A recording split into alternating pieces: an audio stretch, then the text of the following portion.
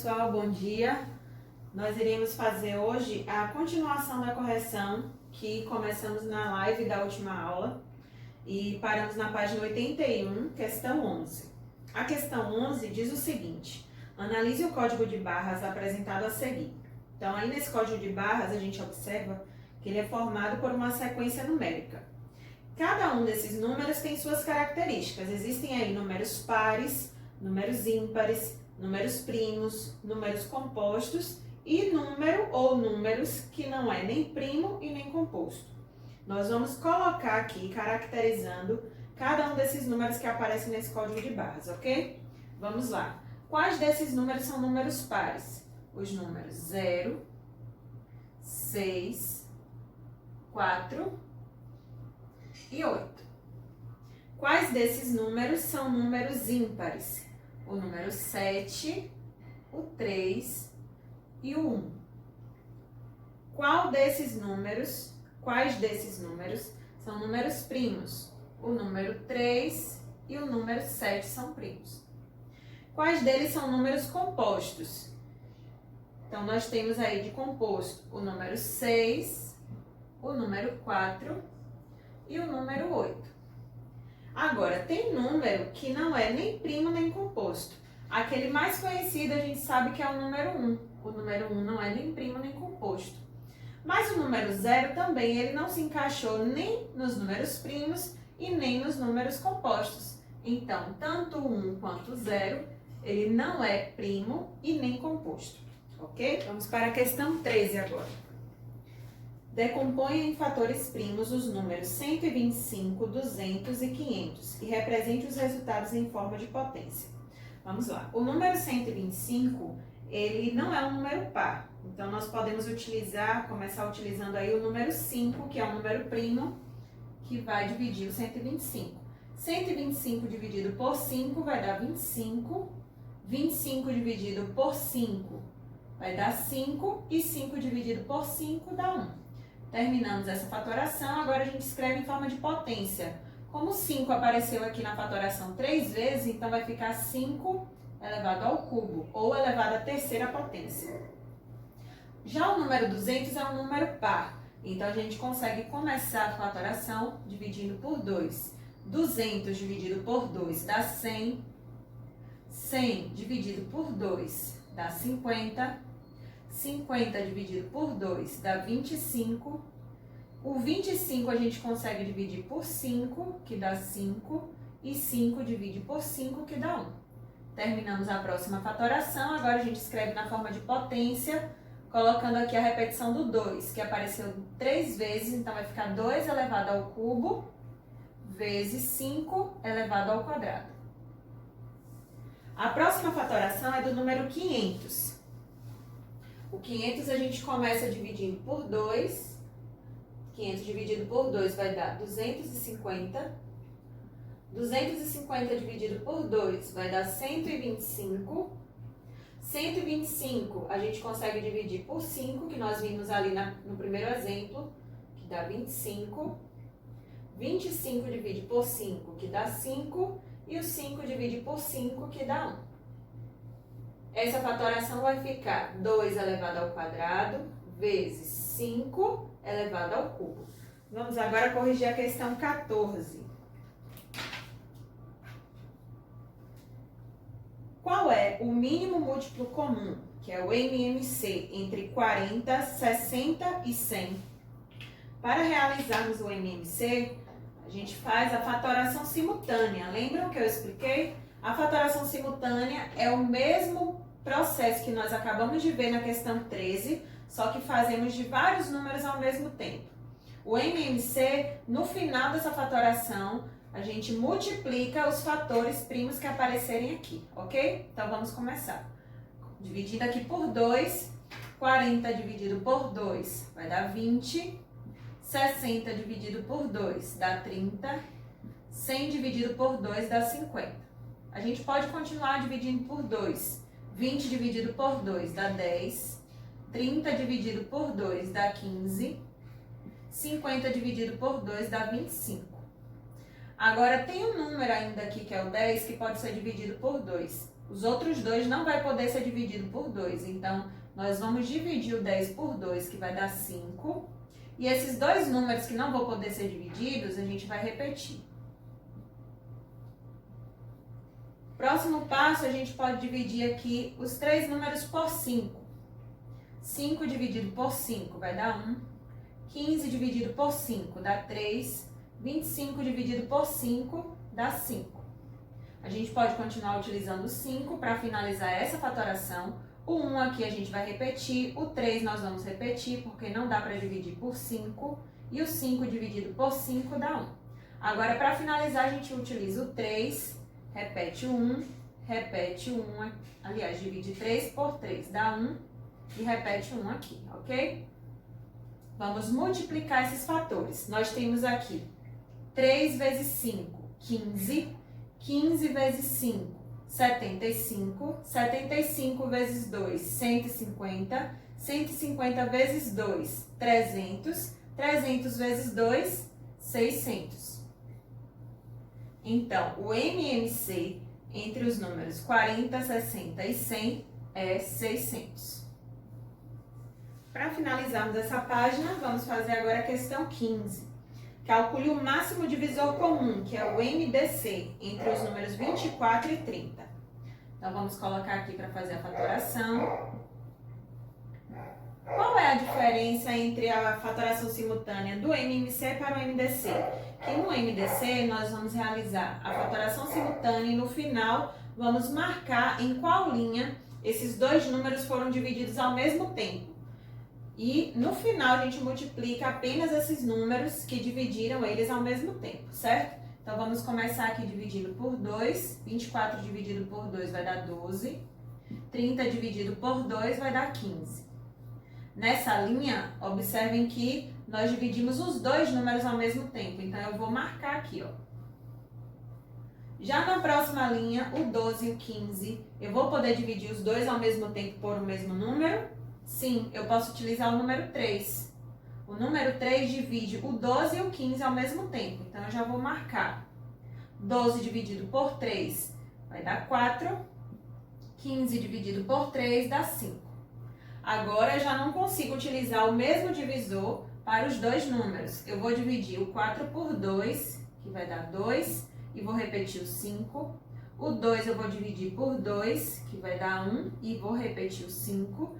E o 5 eu vou dividir por 5, que aí a gente termina a fatoração.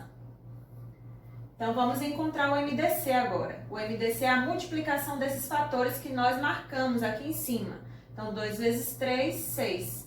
O MDC entre 24 e 30 é 6. Bom, no último roteiro de estudos que vocês receberam, eu passei para vocês fazerem aí a atividade da página 103, questões de 1 a 6, e da página 104, questões de 7 a 10. Nós vamos fazer a correção agora dessas questões e logo em seguida nós teremos uma live para vocês tirarem as dúvidas, as possíveis dúvidas dessas questões corrigidas nesse vídeo, ok?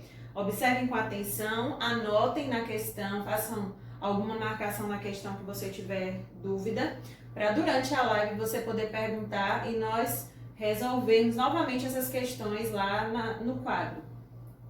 Vamos lá. Questão 1. Escreva o maior número que você pode formar usando os algarismos 8, 9, 1, 5 e 7, sem repeti-los. Esse número é múltiplo de, e aí tem as alternativas, né? Letra A, 2 e 3, letra B, 3 e 5, letra C, 3 e letra D, 7. Bom, a primeira observação que nós podemos fazer aí é a possível chance desse número ser um número divisível por 3, que é uma das alternativas que nós temos. Por quê? Se ele está pedindo aí que a gente escreva o maior número possível, vamos colocar então esses algarismos em ordem decrescente. Primeiro o maior de todos, que é o 9. Depois o próximo, que é o 8.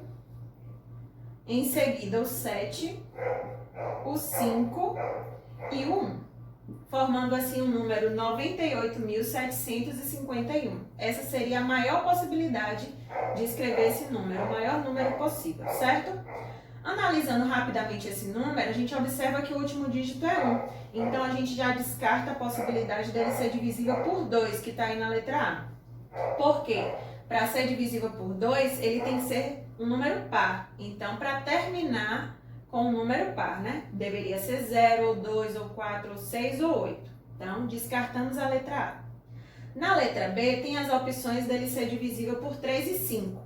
Por 5, a gente também sabe que ele não vai ser divisível, porque termina em 1. E para ser divisível por 5, ele precisa terminar em 0 ou em 5.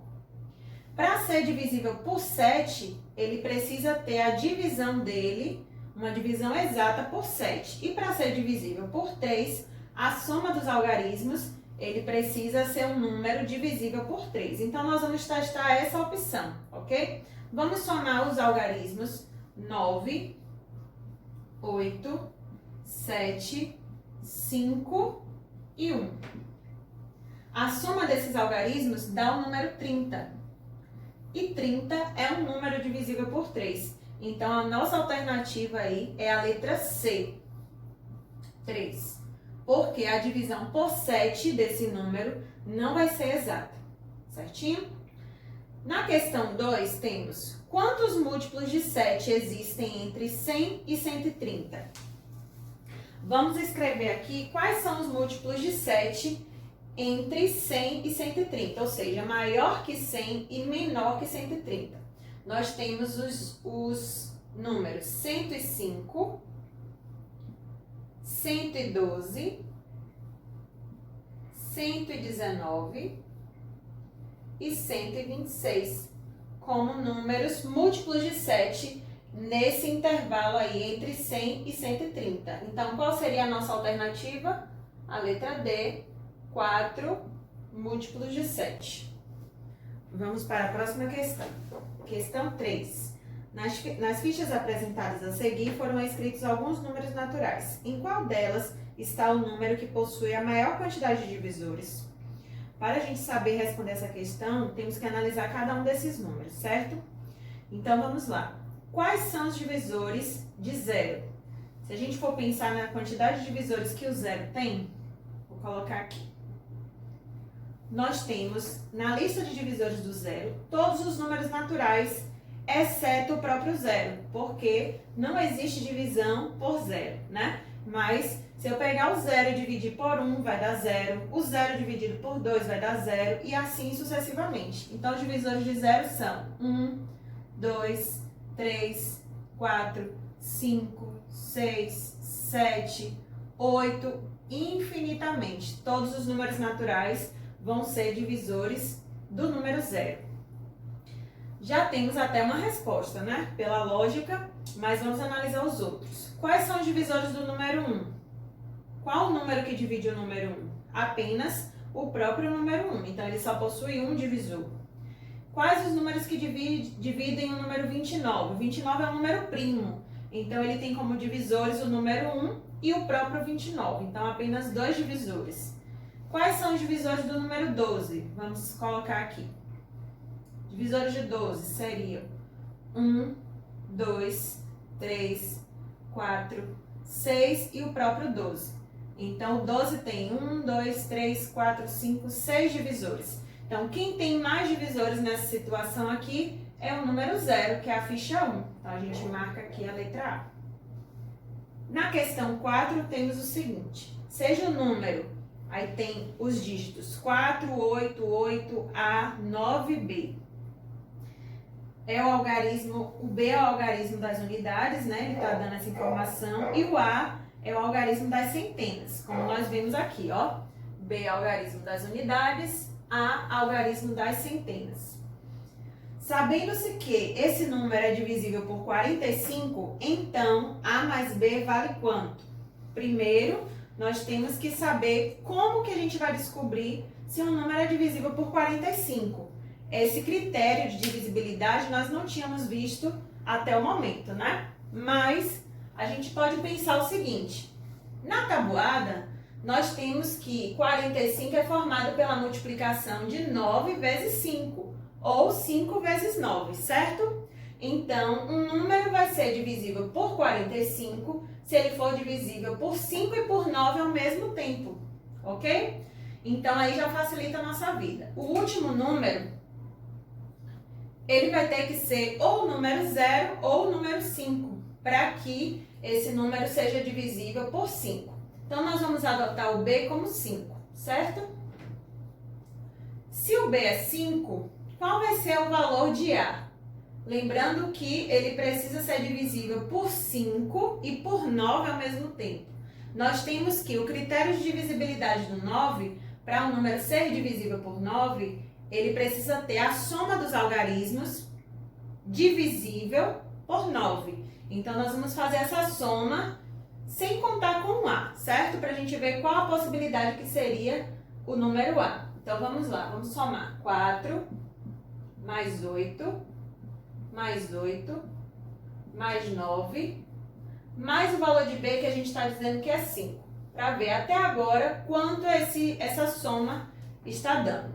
Nós somando aqui, ó, 8 mais 8 dá 16, 16 mais 4 dá 20, 20 mais 9 dá 29, 29 mais 5, 34. A soma está dando 34. Para que esse número seja divisível por 9, qual o próximo número depois de 34 que é divisível por 9? O 36. Quanto que falta para a gente chegar em 36 aqui, ó? 36 menos 34, falta 2. Então, o valor de A seria 2. Mas a questão, ela não quer saber individualmente qual o valor de B e qual o valor de A. Ela quer saber quanto é a soma de A mais B. Então, A mais B vai ser o valor de A, que é 2, mais o valor de B, que é 5. Então, o valor de A mais B vai ser 7. E aí, nós vamos marcar a opção B. Vamos agora para a questão 5. Assinale a alternativa com um número que é divisível por 2, 3 e 5 ao mesmo tempo. Eu coloquei aqui quais são os critérios de divisibilidade por 2, 3 e 5, para a gente relembrar. Então, para um número ser divisível por 2, o que é que ele precisa ser? Ele precisa ser um número par, terminado em 0, 2, 4, 6 ou 8. Para um número ser divisível por 3, precisa que a soma desse número, a soma dos seus algarismos, seja um número divisível por 3. E para que um número seja divisível por 5, esse número precisa terminar com os algarismos 0 ou 5, certo? Vamos analisar cada uma das opções então? A letra A. A letra A termina em 0. Esse número então é divisível por 5 e por 2, já que 0 é um número par. Mas ele é divisível por 3? A soma desses algarismos é um número divisível por 3? A soma aqui está dando quanto? 5. 5 não é divisível por 3. Então, essa opção aqui não é válida para a gente, certo? Na letra B, temos o número 235. Termina em 5. Não é um número par, já não é divisível por 2. Então, também já não serve para a gente, porque precisa ser divisível pelos 3 números ao mesmo tempo. A letra C termina em 0. Então, automaticamente, ele é um número par e é um número divisível por 5, porque termina em 0. Agora, vamos ver se a soma está sendo um número divisível por 3. A soma aqui vai dar quanto? 5 mais 1 mais 0 vai dar 6. 6 é um número divisível por 3. Então, essa vai ser a nossa alternativa, ó, a letra C. Só para a gente descartar a letra D seria divisível por 2 e por 5, porque termina em 0, mas a soma dos algarismos está dando 7. Então, essa alternativa também não serviria para a gente. Somente a letra C. Vamos para a questão 6. Analise as afirmativas a seguir e indique a correta. Vamos analisar cada uma e eu vou colocar aqui em verdadeiro ou falso, só para a gente saber qual das alternativas nós vamos marcar, certo? Letra A. Todos os números primos são ímpares. Isso é verdadeiro ou falso? Se tem um número que é o número 2 e ele é par e é primo, então essa alternativa já é falsa. Então essa alternativa a gente não pode marcar. Letra B. Existem números que são primos e compostos. Não tem essa opção. Ou o número é primo, ou ele é composto, ou não, ele não é nem primo nem composto. Não existe a opção do número ser primo e composto ao mesmo tempo. Então, aqui também é falso. Letra C. 0 é um número par e primo. Também falsa essa alternativa. O número 0 é par, realmente, mas ele não é um número primo. Ele não é considerado, né, um número primo. Ele não é nem primo nem composto. Nós vimos isso hoje ainda na correção, né, da outra atividade. Letra D. Então aqui, deixa eu colocar aqui na letra C, falso, que eu esqueci. Letra D. O número composto possui mais de 2 divisores. Isso é verdadeiro ou falso? Verdadeiro. Então, um número é considerado composto se ele possui mais de 2 divisores. Então, essa é a alternativa que nós devemos marcar. Nós vamos agora para a página 104, certo? Questão 7. Chamamos de números primos entre si um conjunto de 2 ou mais números naturais, cujo único divisor comum a todos eles seja o número 1. Por exemplo, os divisores de 6 são os números 1, 2, 3 e 6. E os divisores de 17, os números 1 e 17. Então, 6 e 17 são números primos entre si. Resumindo, ele quer dizer o quê? Que 2 números serão primos entre si quando eles não possuem divisores em comum, apenas o número 1 como divisor em comum, certo? Aí vem a continuação da questão. Observe os números a seguir e marque a opção que possui um par de números primos entre si. Qual das alternativas aí que temos representa um par de números primos entre si? Vamos analisar cada uma das alternativas. Na letra A tem os números 2 e 50. O número 2 tem como divisor 1 e 2. O número 50 tem o 2 também como divisor e tem o 1 também como divisor. Então, esses dois números possuem mais de 2 divisores em comum. Então, eles não são números primos entre si. Na letra B, tem os números 3 e 27. O número 3 tem como divisor o 1 e o próprio 3. E o 27 também tem como divisor o 1 e o 3. Então, eles não são considerados primos entre si, porque tem mais de 2 divisores em comum. Aliás, tem 2 divisores em comum, né? E para ser primo entre si, só precisa ter um divisor em comum. Só poderia ter um. Na letra C, nós temos os números 3 e 20. Quais são os divisores de 3? 1 e 3. Quais são os divisores de 20? Vou até anotar aqui, ó. Os divisores de 3 é 1 e 3. Os divisores de 20 são 1, 2, 4, 5, 10 e 20. Esses dois números possuem apenas o número 1 como divisor em comum. Então, esses dois números são números primos entre si. Vai ser a alternativa que nós vamos marcar. Na letra D, que são as opções 12 e 70, também não vão ser primos entre si, porque a gente vê que os dois números são números pares. Então, eles já têm como divisores em comum o 1 e o 2. Então, por isso, não vão ser números primos entre si. Apenas a letra C representa essa opção. Questão 8. Um paciente deve tomar certos medicamentos prescritos por uma médica de acordo com a seguinte escala de horários. O primeiro remédio de 2 em 2 horas, o segundo remédio de 3 em 3 horas e o terceiro remédio de 6 em 6 horas. Caso o paciente tome os 3 remédios às 6 horas da manhã, qual será o próximo horário em que ele tomará os 3 juntos novamente? Questões problema como essa, que falam de momento simultâneo, né? A gente já viu aí em um vídeo que eu gravei para vocês, que representa o cálculo de MMC. Então, essa característica vai facilitar para que a gente identifique que a questão vai ser resolvida através do método do MMC. Então, nós vamos resolver calculando, utilizando aí a fatoração simultânea dos números 2, 3 e 6, que são os horários dos 3 remédios. Um remédio de 2 em 2 horas, o outro de 3 em 3 horas, o outro de 6 em 6 horas. Então, em que momento eles vão tomar, esse paciente, né, vai tomar esse remédio juntos, novamente, sendo que ele tomou a primeira vez às 6 horas da manhã. Então, Então, vamos calcular a fatoração, começando aqui por 2. 2 dividido por 2 vai dar 1.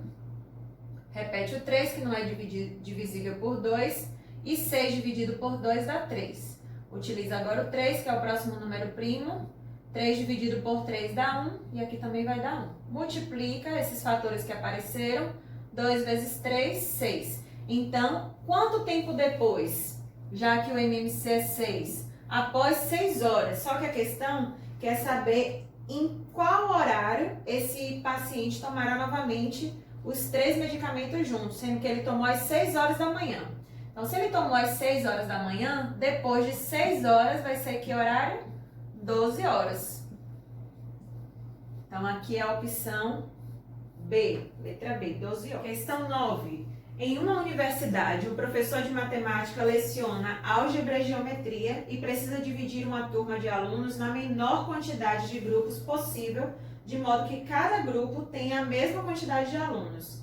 Nessa turma, 24 alunos assistem às aulas de álgebra e 16 alunos assistem às aulas de geometria. Quantos alunos terá cada grupo? Nesse caso aí, que a pessoa precisa dividir, né, alguma coisa e precisa ser a mesma quantidade possível, a gente utiliza o cálculo do MDC, que é o máximo divisor comum, certo? Então, nós vamos fatorar esses dois números, começando aqui por 2. 24 dividido por 2 vai dar 12. 16 dividido por 2 dá 8. Lembra que eu falei do MDC? Quando a gente vai calcular o MDC na fatoração, nós marcamos a linha em que os números foram divididos ao mesmo tempo. Então, 24 e 16 foi dividido por 2, a gente marca. O 12 e o 8 vai ser dividido por 2 novamente. E vamos dividir os dois ao mesmo tempo. Então, marca essa linha também. 12 dividido por 2 vai dar 6. 8 dividido por 2 vai dar 4. Agora, a gente vai dividir por 2 novamente. Vamos marcar. 6 dividido por 2 vai dar 3. 4 dividido por 2 vai dar 2. Vamos utilizar agora o 2, mas vai dividir só um deles. Então, repete o 3. 2 dividido por 2 dá 1. E a gente não vai marcar essa linha. Utiliza o 3 para finalizar. 3 dividido por 3 dá 1. E aqui também dá 1. Vamos multiplicar esses 3 números, que foram os números que nós marcamos. Então, 2 vezes 2, 4. 4 vezes 2, 8. O MDC desses dois números é 8. Então, a pergunta diz aí o seguinte: quantos alunos terá cada grupo? Terá 8 alunos em cada grupo. Letra D é a opção que vamos marcar. Vamos corrigir agora a última questão dessa página. O número 1620 pode ser expresso na forma fatorada como 2 elevado ao quadrado vezes 3 elevado a A vezes 5 elevado à primeira potência. Qual é o valor de A? Ele dá aqui as alternativas 1, 3, 4 ou 5. Para nós descobrirmos aí o valor de A, nós vamos fatorar o número 1620, certo? E aí a gente vai ver qual o número que está faltando. Qual repetição, né, que apresentou ali. Então, nós vamos começar dividindo por 2, já que 1620 é um número par. 1620 dividido por 2 vai dar 810. Continuamos dividindo por 2. 810 dividido por 2 vai dar 405. 405 não é um número par, então a gente precisa mudar o fator primo ali. Vamos dividir por 5 agora. 405 dividido por 5 vai dar 81. 81 a gente consegue dividir por 3, que vai dar 27. 27 divide por 3 novamente, que vai dar 9. 9 divide por 3, que vai dar 3. E 3 divide por 3, que vai dar 1. Observe que nós temos o 2 ao quadrado aqui, ó. 2 ao quadrado. Nós temos o 5, que apareceu apenas uma vez. O 5 elevado à primeira potência. E aí vem o fator 3, ó. Qual vai ser o expoente A que ele quer descobrir? A repetição. Quantas vezes o 3 apareceu aqui na fatoração? 1, 2, 3, 4 vezes. Então, essa repetição indica a potência 3 elevado à quarta potência. Então, o valor de A nessa situação é 4, letra C. Bom, pessoal, agora que vocês assistiram a essa aula de correção, nós vamos agora para a live, certo? Lá vocês vão poder tirar todas as dúvidas que ficaram aí durante por esse tempo que vocês assistiram o vídeo, né? Se ficou alguma questão sem vocês entenderem, por favor, sinalize no seu livro para no momento da live vocês perguntarem, certo? Para a próxima aula de terça-feira, dia 5 de maio, nós vamos começar o conteúdo novo no caderno 2, sobre fração. Então lá nós vamos ver, revisar, né, a fração que vocês já estudaram no quinto ano. Vamos falar sobre numerador de uma fração, denominador, fração própria, fração imprópria, fração aparente e todas as situações envolvendo fração, certinho? Até lá, até a live, né? Daqui a pouquinho. Beijo, tchau, tchau.